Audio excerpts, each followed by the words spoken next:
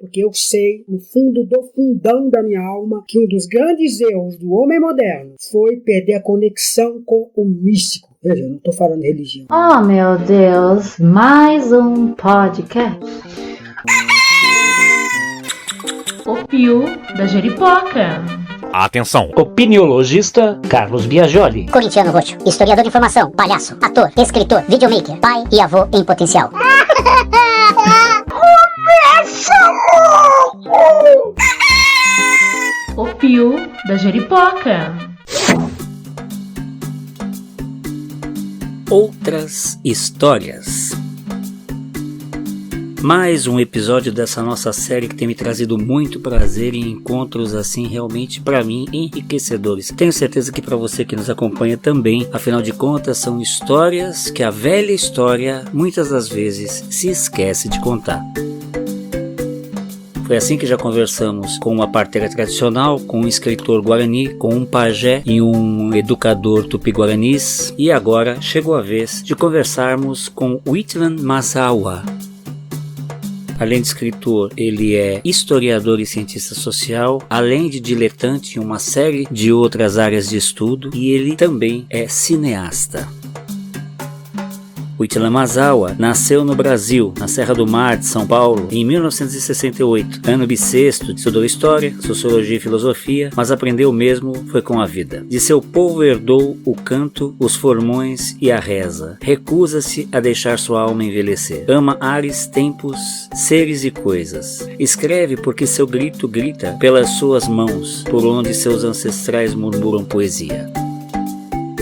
Uma das coisas que me chamou a atenção, aliás duas, foi que ele está lançando o livro O Último pela editora Vento Forte, do grande amigo Henrique Romanos e também Zaqueu Machado Júnior, as pessoas que intermediaram esse encontro. Também está preparando há 4 anos um filme chamado Inferno de Pedra, que visa trazer à tona a cultura deste homem que se aproxima bastante da ascendência asteca. Vamos conhecer? Huitlan, primeiramente, muito obrigado por estar me recebendo aqui na sua casa. E aí eu tenho uma pergunta de cunho filosófico que eu faço a todos e não poderia deixar de fazer para você também. Quem sois vós? Meu nome é Huitlan Masawa. Essa é uma palavra da língua nahuatl, cujo significado literal é o que anda na noite. A palavra Masawa significa agente do alce, porque o nosso fundador, o índio Masawa mais antigo, chamava-se Mazatecutli, tinha como totem o alce da montanha, é o animal de poder dele. Originalmente o povo Masawa é da região de Durango, no centro do México, depois migrou para Chihuahua, que é outra região montanhosa do México, e o povo Masawa foi escravo, a palavra é dura, mas essa do povo mexica, conhecido na historiografia oficial como o povo azteca. Eu nasci nas montanhas de Ubatuba e estudei com padres salesianos, minha formação é historiador e sociologia. E então são duas disciplinas terríveis porque tirou muitas ilusões minhas. Toda a historiografia ela vem com o olhar subjetivo de quem conta, quem escreve. Mas a minha, ela foi terrível porque o que eu aprendia nos livros depois era corroborado, negado ou debatido pelo meu pai. Meu pai não falava o português, falava o espanhol, e o nahuatl falava o português arranhado, vamos dizer assim. A parte disso, eu faço as minhas esculturas na cerâmica, embora o maior orgulho que eu tenho, e eu digo orgulho mesmo com O maiúsculo, é ser um Xihuatecutli, que aqui no Brasil chamam de pajé ou de xamã. O Xihuatecutli é o guardião da tradição. É óbvio que toda tradição é evolúvel, toda tradição é mutável. Eu queria conhecer um pouco melhor essa tua visão a respeito do nosso continente como um todo e as culturas que permeiam e transitam nele. Bom, você sabe que se nós formos olhar, se a gente for tirar o pé da letra, qualquer nomenclatura que a gente der, seja a América pré-colombiana, percebe? A gente está sempre atrelando o mundo indígena a esses dois nomes, ou ao Américo ou ao Colômbia. Nunca há um olhar de quem realmente está. Então, o Império Tolteca, na minha opinião, Japão é o império indígena mais primitivo no sentido de longevo e antigo da América. A palavra tolteca significa dos construtores. Só que aí entra um entrave. Quando a gente fala do nosso próprio povo, seja você seja judeu, seja espanhol, seja, no meu caso, indígena, é inevitável você bater de frente com marcas que os teus antepassados deixaram você. Então eu não consigo discutir a história Mazawa sem entrar dentro da questão dos Katina. O que é o Katina? Os Katinas não são deuses. A Igreja Católica, notadamente a Igreja Espanhola, levou, né? Eram deuses essa palavra, não. A palavra Katina, ao pé da letra, quer dizer mestres do cosmos. E em nossos livros antigos, nós tínhamos livros antigos aqui na América. A saber, né? O Popol Vuh, o Timal Popoca, que era muito importante, e o Cocotlán. Esses livros falavam de sábios de 52 e 52 anos, desciam do cosmos em carruagens de fogo e vinham ensinar os índios nas matérias de matemática e astrologia, teatro, filosofia e poesia. Como para o colonizador era demais, era insuportável imaginar que índios na América faziam teatro, faziam poesia. Isso foi sumariamente relevado à religião, porque você levando para a religião, você cai no terreno da superstição. Podem perceber, a religião está atrelada à superstição. Mas não, os nossos livros diziam que os Katina eram seres palpáveis. O mais notável Katina era Quetzalcóatl, também chamado de Kukulcán, e aqui embaixo no Peru e Bolívia, Viracocha e Tonapa. Esses 4 nomes correspondem à mesma pessoa, vamos dizer entre aspas. Esses 4 seres, vamos dizer assim. Então, Quetzalcóatl, esse Tonapa, eram entidades, assim, eram seres, né, que apareciam, deixavam saberes nas aldeias, fundavam comunidades, escolhiam mulheres, tinham filhos com elas, eram índios, nasciam índios de pele clara, veja. E aí dizia, esses índios que nasceram dessa união são da classe dominante, porque são filhos de deuses, levaram para a categoria de deuses. Então, esse território, hoje chamado de América, ele não é devidamente estudado. Tem pessoas muito qualificadas que se batem para estudar. Uma delas é uma historiadora alemã que fez livros sobre Tiahuanaco, sobre o Peru e sobre a Amazônia brasileira, sobre o México. Simone Wolfberg, já falecida, é uma historiadora muito séria, isso na década de 60. Foi completamente desqualificada porque ela questiona sobre os gigantes que apareciam dentro da nossa cosmogonia. Ela questionava também como a principal cidade da Mesoamérica, que é Teotihuacan, cuja tradução é lugar onde o homem sai em posse dos deuses. A cidade é de degraus gigantescos, portas enormes. A maioria dos índios são todos baixinhos. Quantitativamente falando, a maioria dos povos indígenas são de pessoas baixas, de baixa estatura. Né? Que lugar? Teotihuacan fica no centro do México. Todas as crônicas, inclusive o livro Timal Popoca, foi queimado pela igreja, diz assim que ali os deuses se reuniam para criar a humanidade. Criar. Diz que os primeiros homens não agradaram aos deuses, os deuses os mataram de diversas formas, dilúvio, fogo, e em seguida surgiu o homem considerado ideal. Por quê? Porque era capaz de ter o livre arbítrio. Veja, isso é muito significativo dentro da nossa cosmogonia, o homem tem o livre arbítrio, porque é só errando que a gente acerta. Ninguém que chegue para mim e diga que acertou sem errar, ou ele está mentindo ou ele está equivocado. A gente só acerta através do erro e acerta. É isso. Quando a gente entra na universidade, uma das primeiras coisas que a gente aprende é olhar aquele tempo histórico com olhos daquele tempo histórico. Porque se a gente for olhar com olhos de hoje, a gente vai estar julgando, tem muita possibilidade de distorcer. A gente vira quase até militante ao invés de historiador propriamente dito. Mas uma coisa é fato, nesses últimos 3 ou 4 séculos, a gente aprendeu a olhar com os olhos europeus. E aí eu queria aproveitar essa oportunidade para conhecer um pouco daquele momento, da chegada dos europeus, com os olhos de vocês. Então é importante a gente...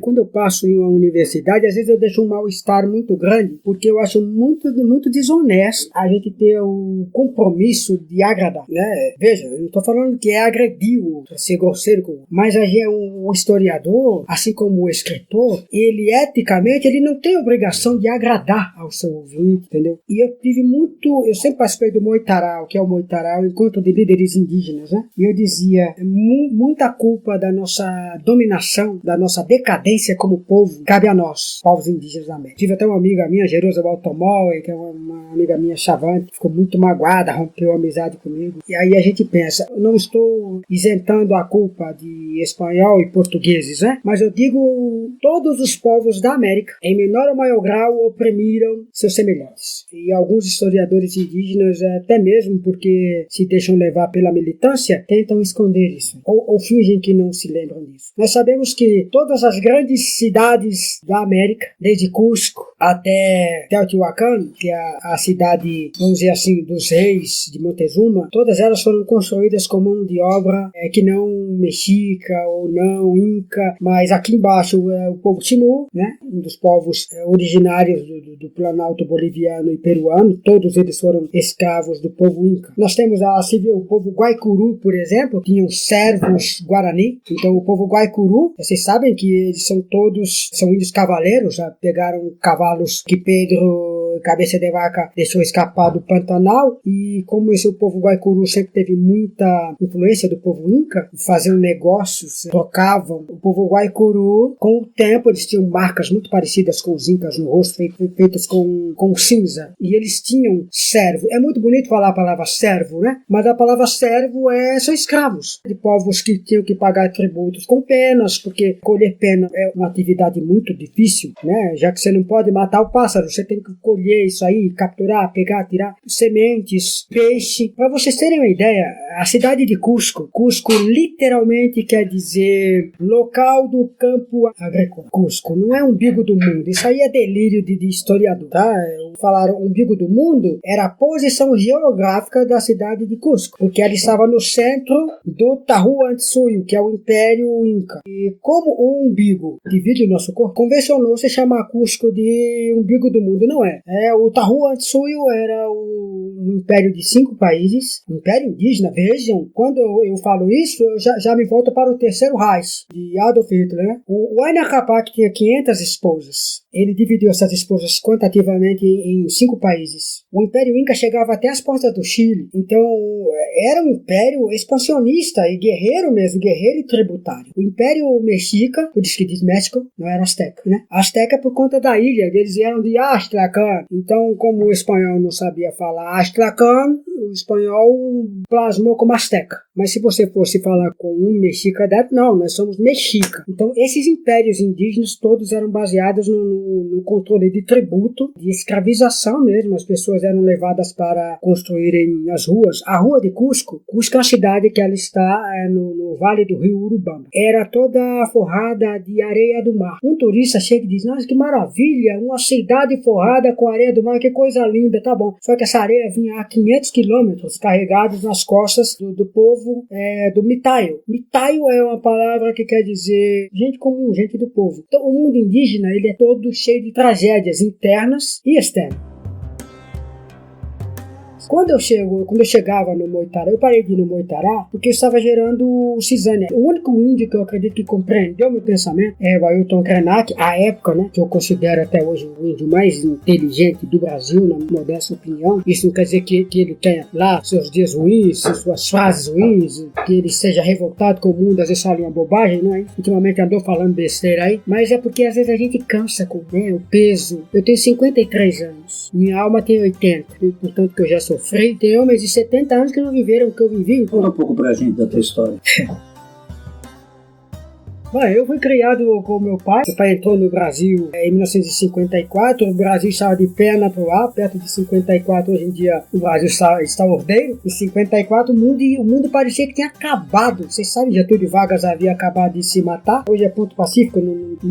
A tese de que ele foi assassinado não se sustenta mais, entendeu? Mas o Getulhão era uma comoção, era um ícone, né? Era o arquétipo do pai. Meu pai entrou aqui, eu nasci em 68, meu pai me gerou com quase 70 anos, então eu tive uma infância muito pobre, muito difícil, mas muito feliz, porque meu pai era muito bom, meu pai era muito carinhoso. A minha genitora, se chamam de mãe, estava no canto dela, eu fui criado com o pai, né? Então, mas para um menino criado naquelas montanhas, brincando com bonequinhos, eu não tive irmãos, então, e fui um menino muito adoentado.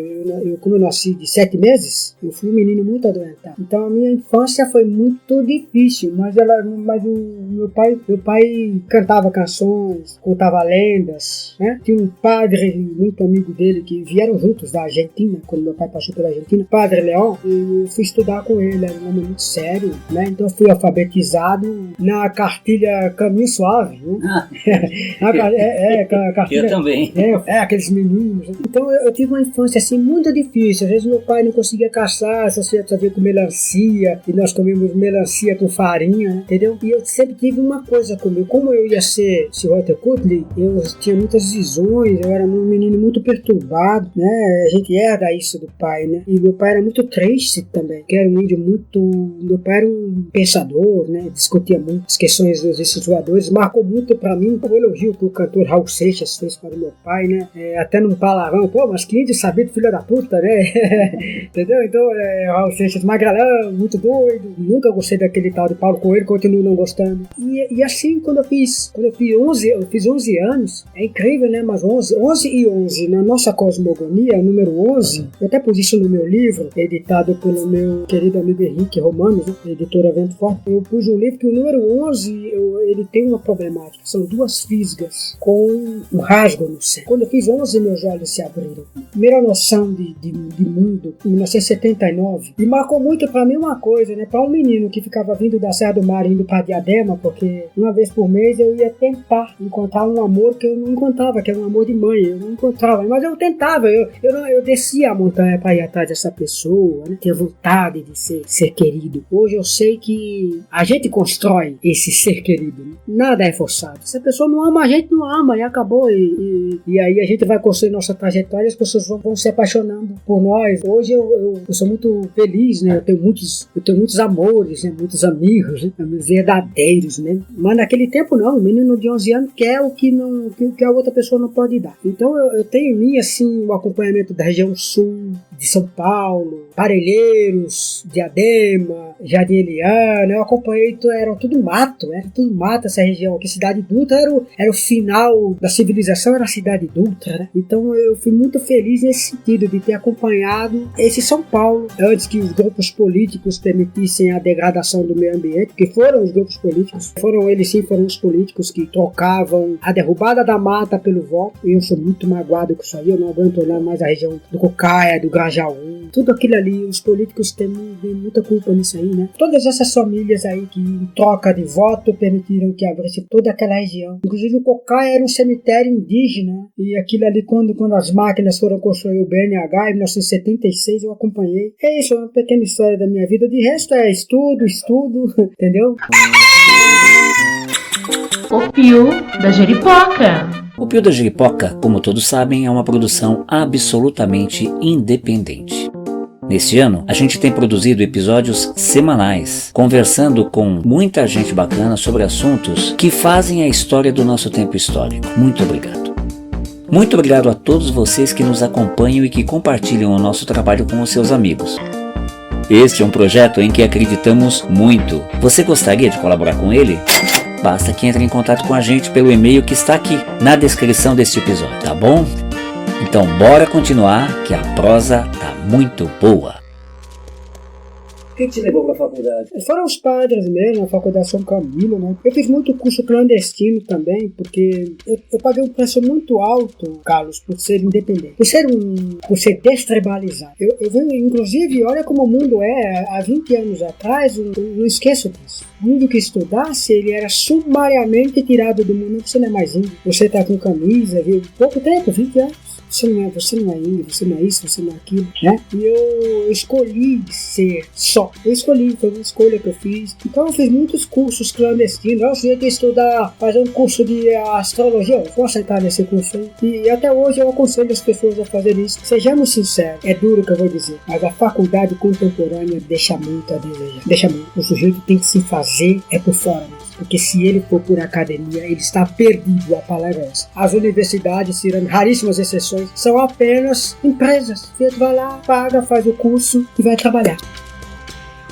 Isso abre uma avenida de 8 faixas, né, para um assunto que é importantíssimo, que é a forma como aquela cultura se vê na sua relação, tanto material, digo concreta, do plano visível, como principalmente com o plano invisível. Que hoje em dia se usa várias palavras, se fala espiritualidade, ou é inconsciente, ou se usa consciente coletivo, ou usa-se a palavra que for, mas assim, eu acho que invisível abarca bem, é um guarda-chuva que abarca bem tudo isso. Né? Como que é essa história da espiritualidade na tua vida e onde você se encontra hoje? O mundo indígena sempre foi totalmente atrelado à natureza e suas manifestações, entendeu? Isso é um ponto pacífico, todos os povos indígenas desse continente. A natureza para o povo indígena nunca foi uma coisa abstrata, real. Por exemplo, a questão da lua, Coyotauca, né? Eu chamo Coyotauca, aqui no Brasil eu chamo de Jaci. A lua, nós sabemos que ela deificada,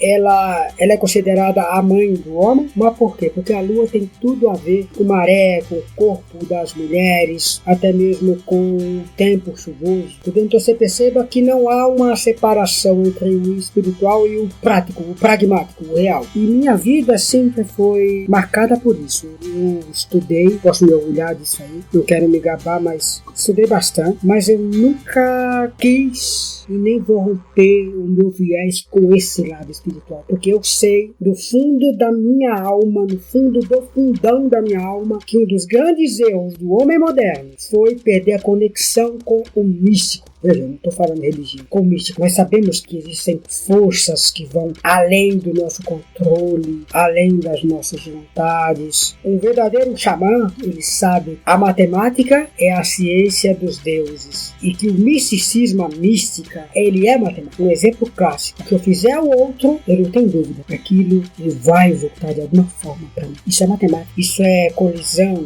isso é balística. Então, o grande problema é que desqualificaram a mística, levaram a mística para o lado do doidão, do desconectado, isso. O verdadeiro xamã, ele sabe que a mística é matemática. O que eu fizer, a Pachamama, a mãe terra, volta para mim. Eu tenho que dar uma chance ao meu irmão, porque fazendo isso, a probabilidade é essa, que alguém me aceite. Isso é matemática. A probabilidade está dentro da matemática. Por isso que a matemática é a ciência dos deuses.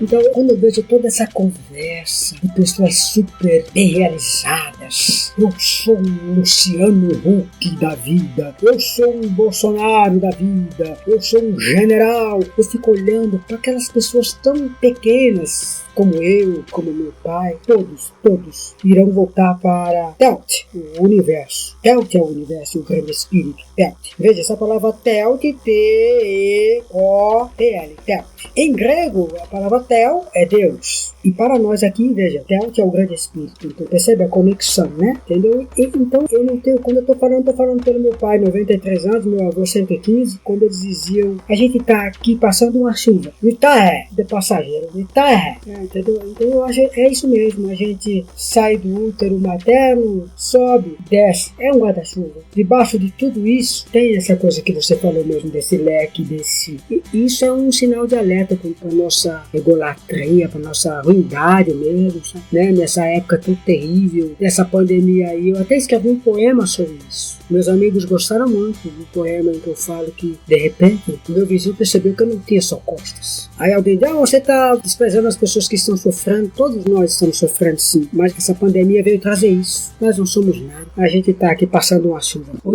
Você como xamã, você tem alguma explicação para esse tempo terrível que nós estamos vivendo? Esse movimento extremamente conservador, você consegue entender ou explicar o que está acontecendo? O meu avô, Huraikilim Mazawa, dizia para o meu pai, Malatuz Mazawa, que aí eu até pus isso no meu livro. O meu livro chama-se El Último, o Último. E a história universal, a história do homem, né? Ele funciona em ciclos. A extrema-direita tomou o poder novamente, junto com a extrema-direita a intolerância, a crise do capitalismo, a crise dos valores, até mesmo crises cotidianas, como a crise musical, né? Eu sou horrorizado com o nível da música. cada coisa feia, vozes muito lindas, mas músicas letras. Então eu percebo assim que periodicamente a humanidade tem que, eu vou usar um termo cristão, purgar os seus pecados. Eu acho que o homem, por ter uma parcela do divino, o homem é muito perigoso, o homem já provou que é perigoso, e periodicamente ele precisa, vamos usar um termo agora caipira, baixar a cresta. Eu acho que essa doença é muito simbólica que aconteceu. Ela começou com os ricos. Ora, nós sabemos que, sociologicamente falando, os ricos, quando estão bem, estão bem. Os ricos, olha, se dane os outros. Isso é muito simbólico, né? Quando essa doença começou, que ela foi trazida, ela entrou nos países trazidos pelas classes abastadas, e eu não estou tirando a dor dos ricos, porque rico também, tem até uma novela mexicana da década de 70, os ricos também choram. Então, não é isso. Não estou rindo da dor, mas sociologicamente falando, ela é muito simbólica, ela veio com as classes abastadas. E é lógico que amanhã ela pode me levar, mesmo eu estando aqui na Serra do Mar, aqui onde nós estamos aí, Itanhaém, Serra do Mar, amanhã eu posso morrer. Isso vai tirar a minha verdade do que eu estou dizendo. De alguma forma a humanidade levou uma sacudida, está levando uma sacudida, para perceber que esse vírus ele não veio gratuitamente, ele não foi criado em laboratório conforme a turma aí bolsonarista ficar falando, não é nada disso, não acredito nisso que os chineses iam fazer a idiotice dessa, mas que ele de alguma forma propiciou-se a criação dele através da mutação do meio ambiente, da degradação do meio ambiente, eu não tenho dúvida. Uma coisa, por exemplo, há pouco tempo foi noticiado aí por baixo do pano que soltaram 260 novos satélites para cima do espaço. Lixo. Então, parece cansativo o que eu vou dizer. A minha cidade, em Bugaçu, ela tem no máximo 80 anos. Os rios já estão estragados. Inclusive o nome do rio que dá nome à cidade. E a verdade é essa, nós não temos força para mudar isso. Nós não temos força. Não adianta mais. Meu otimismo nesse sentido foi quebrado pelo pragmatismo.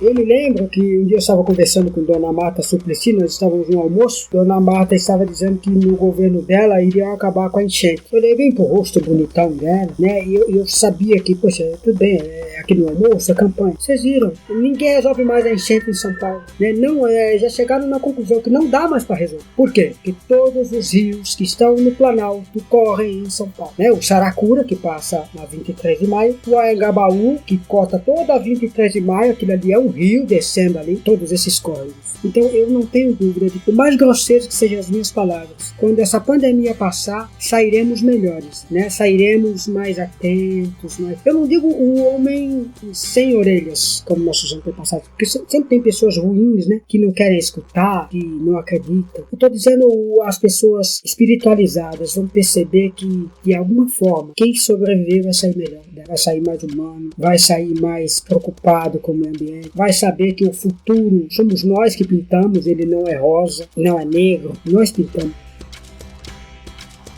E o seu filme? É muito engraçado, né? Eu fui criado com 3 línguas, né? O português, o nahuatl e o espanhol. Mas aí, quando eu fiz 40 anos, assim, eu estava no Machu Picchu, eu estava fazendo uma iniciação lá no topo do Machu Picchu, e eu saí de lá com a ideia, eu vou fazer um filme. Eu sozinho não faço, porque eu não tenho dinheiro. Eu pensava, eu não faço, eu não sei lidar com cinema, mas eu queria um filme falado em português, mas que falasse para os mais místicos, saindo daquela experiência da Bolívia, né, que eu fui para Tiahuanaco na Bolívia, passei muito frio na neve, sobrevivi daquilo. Aí eu cheguei aqui no Brasil como as coisas são. Um dia eu estava trabalhando em casa, chegou meu amigo, o professor Davi, com um homem-algo, Juan Figueroa, cineasta espanhol, professor da Universidade de Salamanca, um homem muito cool, dono da Universidade Ibero-Americana, e Juan veio fazer uma entrevista comigo. E Juan me perguntou, como você se vê? Eu disse para ele, eu me vejo como um náufrago, perdi muito da cultura dos meus antepassados, o que eu segurei é tão difícil, minha vida, não tenho dinheiro, tudo muito difícil, sobreviver, né, vendendo as esculturas, dando uma palestra, ganho muito pouco, passo muita necessidade financeira, né? E Juan falou, vamos fazer um filme sobre isso aí, eu quero fazer um filme com você, o filme Empédocles, porque Empédocles foi o último xamã grego, e ele, por ter estudado a cultura Mazawa, ele gosta muito da ligação Mazawa com a cultura grega, e nasceu o filme. Eu fiz assim, ele percebeu que eu era escultor, né, ficou encantado com essa minha coisa de fazer pop, das lendas que eu conheço, aí descobriu que eu era músico, falou, então você vai fazer o roteiro. Eu falei, então em troca de fazer o roteiro, você me ensina como é dirigir, você me dá um curso. Trabalhamos 1 ano e meio, patrocinados pelo Conjunto Nacional da Avenida Paulista. O filme não passa no Brasil, o filme sai em Salamanca e na França. Um filme bem doido, que o Juan é meio ruim da cabeça, sabe? Espanholando bonitão, muita coisa doida, esse filme sem pé, sem cabeça. Nunca fazia uns rituais. Queria até que usar a erva alucinógena legítima mesmo, peiote. O bicho é meio maluco, não queria disfarce não, queria verdade. Resultado, eu saí fortalecido, porque eu sabia que o filme só seria passado em salas especiais, não era um filme de mídia, mas eu aprendi a dirigir, como era dirigir cinema, como era, e o Juan me ensinou. Teve a paciência, ele ensina lentes, posicionamento de câmeras, linguagens. Como eu tenho muita raiva do inglês, não teve como fugir de algumas nomenclaturas. Né? E aí eu criei o roteiro, o Inferno de Pedra, porque eu pensei, poxa, o inferno, não existe inferno. Mas o inferno é aquela pessoa que se brutaliza. Aí nasceu o Inferno de Pedra. Essa pedra por dentro. A pessoa que se brutaliza, ele tem um inferno por dentro. Uma pedra. Aí eu pensei, pô, mas... O negro que sai do Benin pra cá, o espanhol que vem de Espanha pra cá, o japonês que vem. É muito difícil para essas pessoas viverem num local e conservar sua raiz. Como é que o japonês vai lembrar que o bisavô dele era o Toshiro? E aí nasceu essa ideia de trazer um cangaceiro de 1931. Quando o Lampião perde sua banda, eu tenho uns contatos bons, eu fui pra minha coordenadora do MOVA, eu estava trabalhando no Novo, falei, olha, gostaria que você me fizesse uma entrevista com a neta do Lampião, Dona Vera Ferreira. Tem como? Vamos cavar esse encontro. Fui. Pra não escrever bobagem sobre o avô. Não botar Lampião como herói, como bandido. E aí nasceu o roteiro. O filme são 80 pessoas, ninguém ganha um tostão por isso. Na verdade, mais, porque ainda faltam 4 atores já pra terminar o filme. E o Carlos já será um. É um filme que a gente quer. Inclusive, o pessoal do Conjunto Nacional falou: a gente não tá dando dinheiro, mas a primeira sessão do filme será aqui na Avenida Paulista. Eu fiquei muito feliz, né? O Juan tá na China agora, filmando na China. Sempre fala, grita de lá, tem vontade muito, está muito ansioso para ver o filme, ver a película, né? Só na película. Então, aí eu consegui um pessoal muito bom, assim, pessoal muito curto, mas tudo muito humilde. A gente aprende muito, né? Entende meus erros, a gente tá aprendendo junto. Só que eu não contava com uma coisa. Primeira coisa, eu achava que por ter feito o livro da cidade, de Imbuguaçu, eu achava que por ter feito Mostra Cinema, eu achava por fazer há 14 anos o Sarau de Imbuguaçu, eu achava que por ter feito tudo isso pela cidade, eu achava que eu tinha algum prestígio. Porque uma coisa que eu detesto é a falsa modéstia, né?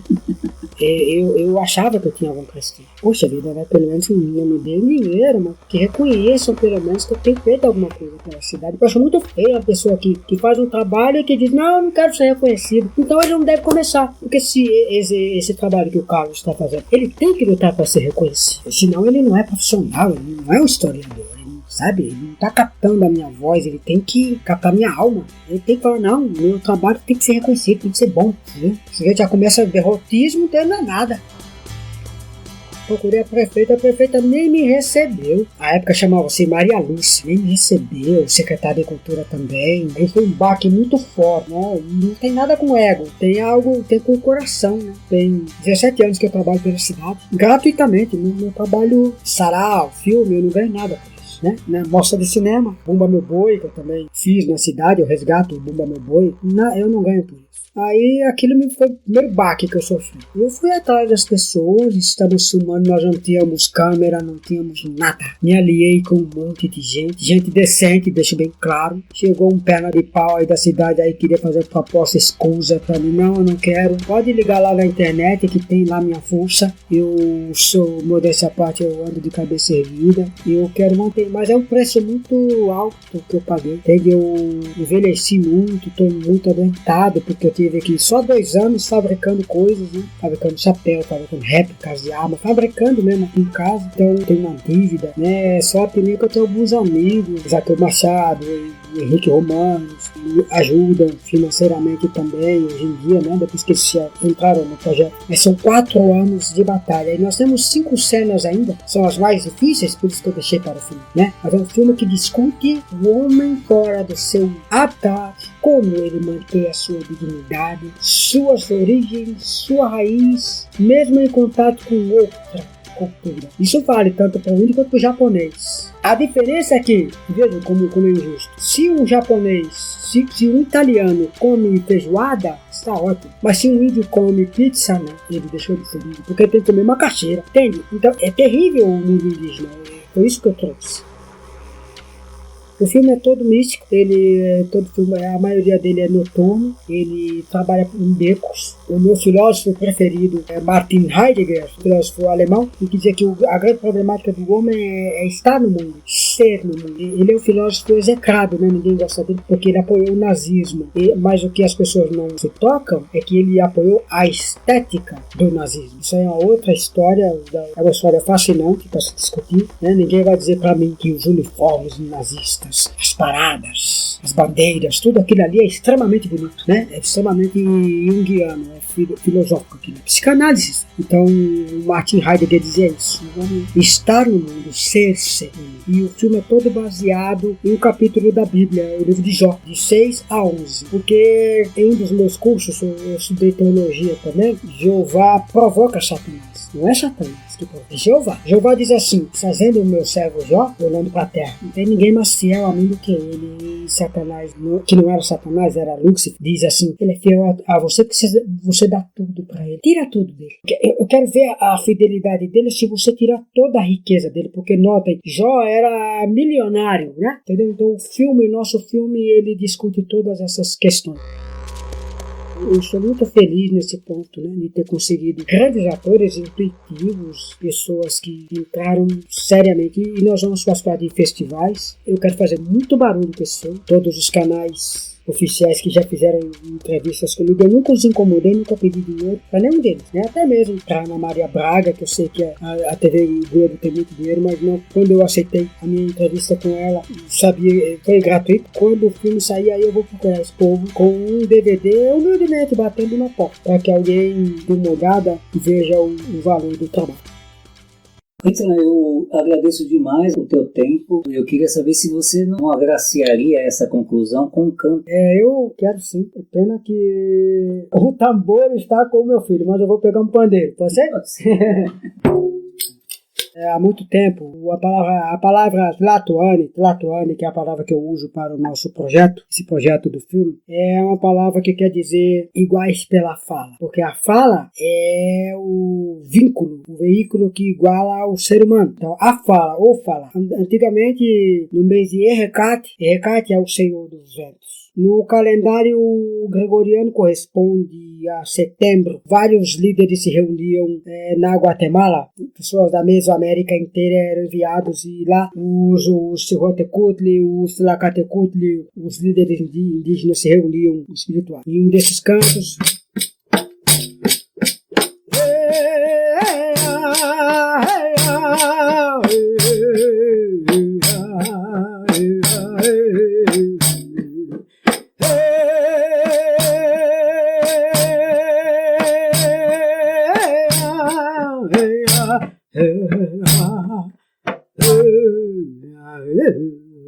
esse canto isolado, ele tem um significado. Agora imaginem 21 vozes ao som de maracás, batendo os pés, cantando isso, que é um som telúrico, é um som que sai do interior. Quando esse som sai, canaliza-se pela boca, mexer com toda a estrutura em volta. É isso, é um canto de chão.